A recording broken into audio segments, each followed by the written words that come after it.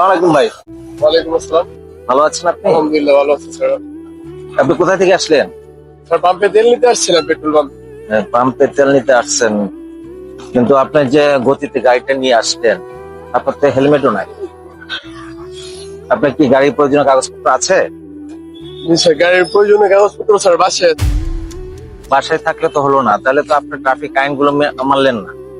জি sir. Traffic আইন মেনে আপনি হেলমেট পরিহিত অবস্থা, ড্রাইভিং লাইসেন্স থাকা অবস্থা, গাড়ি কাগজপত্র থাকা অবস্থা আপনি ড্রাইভ করবেন, সাথে ড্রাইভ করাটাও আপনার ভালো লাগবে, চলাটাও আপনার ভালো লাগবে।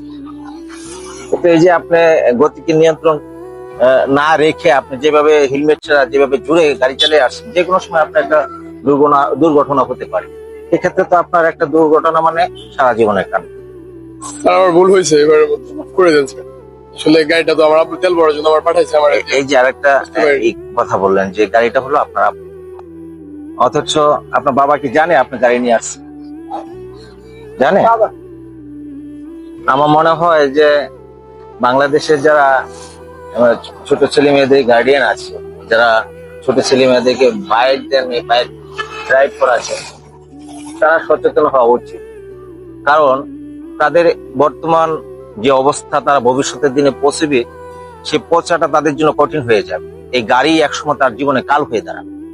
একটা দুর্ঘটনা ঘটবে, তার সারা জীবনের যে আশা, স্বপ্ন, আকাঙ্ক্ষা সবকিছু ব্যাঙ্গে চুরমার হয়ে যাবে।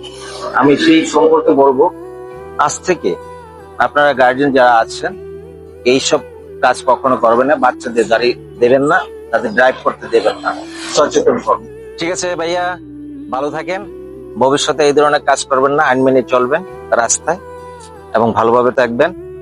দেশ গড়ার জন্য নিজেকে প্রত্যয় করবেন এবং ভালো থাকুন। আর ভালোবাসা অবিরাম। স্যার আপনাকে অনেক ধন্যবাদ এমন সুন্দরভাবে বুঝাই দেওয়ার জন্য স্যার। Thank you. পুলিশ যদি এরকম ভাবে বুঝাই দিত সচেতন, তাহলে মানুষ বাংলাদেশের আইন নিয়ম কানুন সবাই মানতো স্যার। থ্যাংক ইউ, থ্যাংক ঠিক ইউ, আছে। Thank you. ধন্যবাদ স্যার। আসসালামু আলাইকুম।